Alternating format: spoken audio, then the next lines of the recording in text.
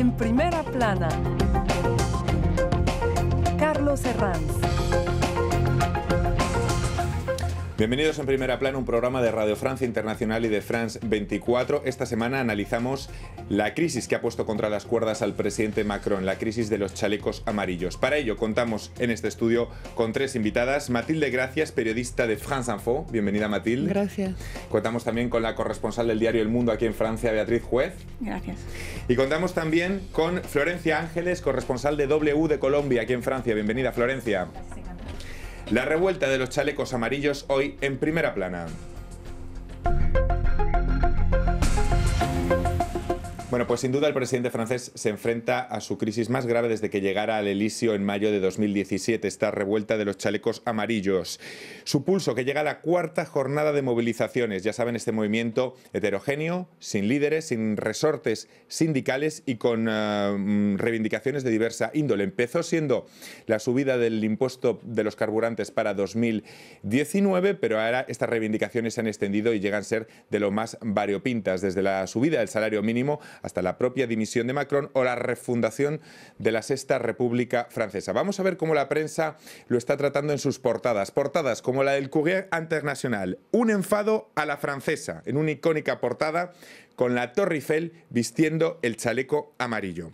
También el diario Le Monde, el gobierno amenazado por la suma de enfados. Dice el rotativo que algunas de las concesiones que el gobierno ha hecho durante toda esta semana no ha aplacado la cólera de los chalecos amarillos. Libération hace un juego de palabras con el movimiento político de Macron. En vez de En Marcha, ahora lo ha rebautizado como Marcha Atrás.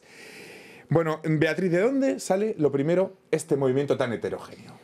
Bueno, es un movimiento espontáneo, que a lo mejor se parecería un poco al 15M que bueno en España, aunque sale gente de la calle que está cabreada, que está enfadada, que piensa que los políticos viven en otro mundo que no es el suyo, que no es la Francia real, y que deciden protestar. Empezaron protestando por el alza de los precios de los carburantes y como símbolo se pusieron el chaleco que llevan los conductores de los coches en sus automóviles y se ha convertido en un símbolo de este enfado que hay en Francia.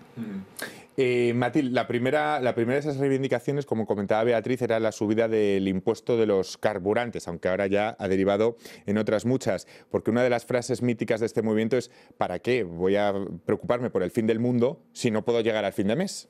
Claro que es un tema muy relacionado con el poder adquisitivo de cada hogar en Francia y claro que el gobierno está tratando de implementar una transición ecológica, pero no toma las medidas sociales que tienen que acompañar esa transición. Es lo que decía también el previo ministro de Ecología, Nicolas Hulot. Que dimitió del gobierno de Macron, el ministro estrella de Macron. En septiembre, y dice que hay que acompañar a la gente y no se puede imponer una tasa así sin ayudar a que la gente vaya al trabajo, viva sin el coche, porque hay una dependencia muy importante y no se puede cambiar muy fácilmente. Claro, porque sobre todo en la Francia olvidada, en esa Francia de provincias, el vehículo, Florencia, se antoja fundamental, porque es una Francia donde llegan menos líneas de tren, donde las infraestructuras públicas no se ha invertido lo suficiente durante los últimos años y esa Francia olvidada es la que viste de amarillo. De hecho,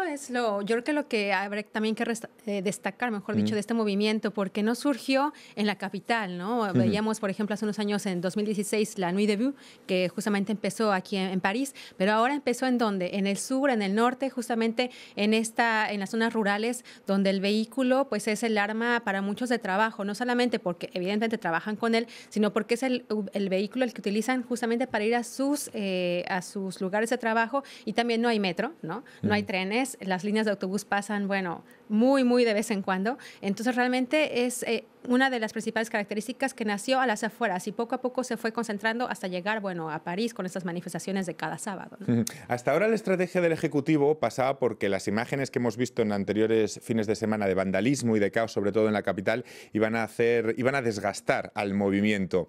Finalmente esto no se ha producido así, Beatriz. De hecho, según los sondeos, un 72% de los franceses respaldan la mayoría de las reivindicaciones de los chalecos. ¿Esto quiere decir que los franceses han sabido bien distinguir entre el vándalo y la reivindicación? Sí, yo creo que a los franceses les encanta manifestarse, protestar, es como casi un deporte nacional, ¿no? Aquí. Y entonces se ven un poco identificados, porque ellos también, o sea, gente, por ejemplo, que vive aquí en París o en otros sitios, también tiene dificultades para llegar a fin de mes, ¿no? O sea, porque los precios son muy, muy altos, todo es caro. Entonces la gente un poco se siente identificada. A lo mejor no se ponen el chaleco, llegan a ponerse el chaleco amarillo, pero en el fondo comprenden por qué protestan.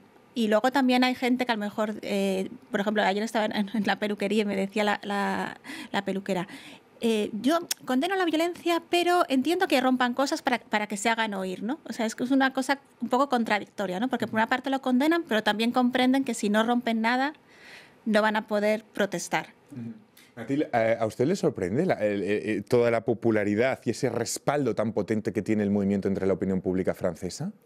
No tanto, porque claro, la gente se identifica con el tema del poder adquisitivo y... Es algo que afecta a todo el mundo, quizá algo muy claro, transversal, ¿no? Y también hay esa imagen que da Macron, que es una imagen de un presidente de los ricos desde el principio, sí, y de esa arrogancia que la gente ve, y es un problema. Incluso si ahora está cediendo paso un poco a lo que quería hacer, hay siempre esa imagen de un presidente desconectado que no entiende bien lo que está pasando en el resto de Francia. Y el presidente ha pasado de decir no dialogo con ellos y no cedo a decir sí dialogo pero no cedo, y esta semana ha comenzado a hacer cesiones, lo que nunca antes había hecho Macron. De hecho, ya ha anulado la tasa, exacto, el aumento de los carburantes para 2019, hecho, algo que todavía no les vale ni siquiera a los chalecos amarillos. Es que también ese es el problema, ¿no? No sé cómo lo ven ustedes, pero realmente es hasta dónde vamos a llegar, porque la principal demanda o la gota que derramó el vaso fue esa del alza a los carburantes. Ok, ya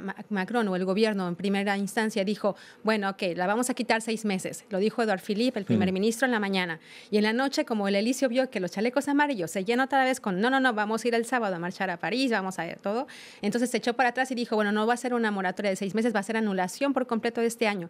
Pero aún así sigue en pie el movimiento. Entonces es hasta dónde y qué otras demandas, porque el movimiento es heterogéneo, no hay ninguna cabeza, ok, es ciudadano por el momento, pero entonces cómo dialogar con alguien que tiene unas demandas tan diversas, ¿no? Yo creo que ahí también es la gran interrogante del gobierno, que por dónde comienza. No sé si quizá si el gobierno hubiera anunciado esto cuando empezó el movimiento hace 3 semanas hubiera aplacado algo, pero ahora quizá las reivindicaciones han saltado de pantalla, es decir, estamos ante un nivel muy superior en las reivindicaciones del movimiento. Yo creo que el problema del gobierno francés ha sido que no han sabido un poco cómo reaccionar, ¿no? Al principio eran 4 gatos, digamos, en una rotonda con un chaleco amarillo protestando. Luego se empezó a liar así bastante la cosa y ahora no saben un poco cómo reaccionar. Y han reaccionado tarde y mal, porque, por ejemplo, esta semana hemos visto que primero anuncian, como decía Florencia, primero anuncian una moratoria de 6 meses, luego por la noche anuncian, había estado Édouard Philippe, el primer ministro, en la Asamblea Nacional, podía haber dicho en la Asamblea Nacional, no, va a ser de todo el año que viene. No lo dijo, lo dijeron por la noche, con fuentes del Elíseo, o sea, una cosa, la comunicación no ha sido muy buena. Una cacofonía, desde luego. Y no sé si incluso fractura entre la pareja, entre Macron y Philippe.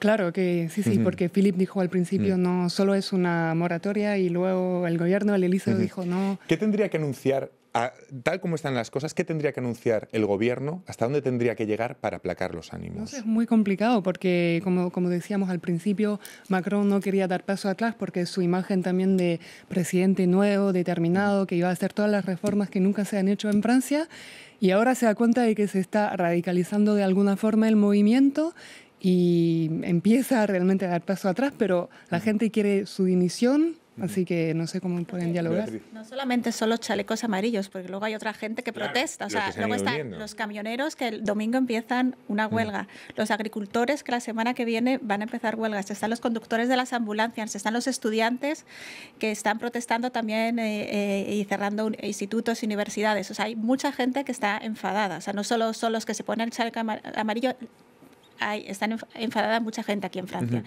Y del otro lado tenemos una posición también muy complicada, porque si la es lo del gobierno, también la es la de la oposición, que no sabe si hacerse la foto con los chalecos amarillos, si tomar distancia de ellos, si arrojar piedras a Macron, pero sí, pero no. Claro, de hecho, al inicio veíamos como que todo el mundo se unió al movimiento, ¿no? Veíamos a Marine Le Pen de la extrema derecha, ¿no? De Rassemblement National, Agrupación Nacional, diciendo, sí, yo también soy chaleco amarillo y vamos a ir y vengan y salgamos, ¿no? De hecho, la propia Marion Maréchal estaba en la primera movilización del sábado en París, ¿no?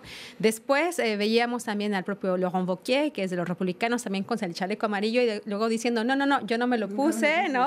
Haciendo esa distancia, ¿por qué? Porque están viendo justamente que están ya poniéndose las cosas bastante difíciles en cuanto también a los términos de violencia, ¿no? Y en cuanto también a que finalmente ellos tampoco han sabido, lo decía un chaleco amarillo esa semana que tuve oportunidad de entrevistarlo, me decía, bueno, es que la gente de izquierda y de derecha que nos están ahorita aliándose al movimiento, ellos ya gobernaron y no han hecho nada. O sea, esta crisis no es de ahorita, esta crisis viene de hace 30 años, son partidos que están en el gobierno y que no han hecho nada. Entonces ahora que tampoco se pueden poner con esta alianza de chalecos amarillos, ellos tampoco tienen las soluciones, ¿no? No han tenido las soluciones. El movimiento rechaza mucho la idea de que se pueda recuperar por un partido político, rechazan los partidos políticos y los sindicatos también, o sea, todo tipo de institución democrática. Pero a la hora de llegar a una negociación con el gobierno y con ese problema de falta de representatividad, hará falta algo, una delegación para sentarse en una mesa o bien que acabe cristalizando en una opción política, algo de lo que se ha llegado incluso a hablar, como pasó en cierta manera con el 15M español, ¿no? Que cristalice en algo el movimiento.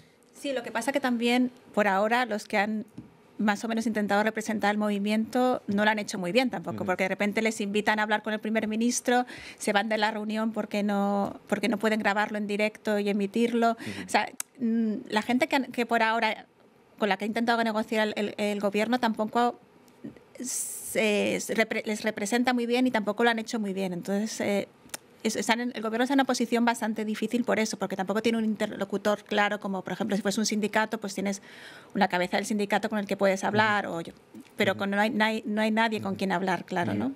Incluso, perdón, es complicado para el gobierno, pero para el propio movimiento, porque entonces no se hacen escuchar, digamos, oficialmente con quién hablan, con nadie. Entonces, el gobierno está en una encrucijada, pero ellos también, porque si no hay una solución, si no hay alguien que diga, a ver, tenemos estas demandas, el movimiento va a seguir y sin ningún tipo de respuesta por parte del gobierno, porque el gobierno no tiene con quién hablar, ¿no? Toda una encrucijada, sin duda, para el presidente Emmanuel Macron. Vamos a hacer una pequeña pausa en este instante para despedir a los telespectadores de France 24, pero nosotros continuamos en unos instantes aquí enseguida analizando esta revuelta de los chalecos amarillos en Primera Plana.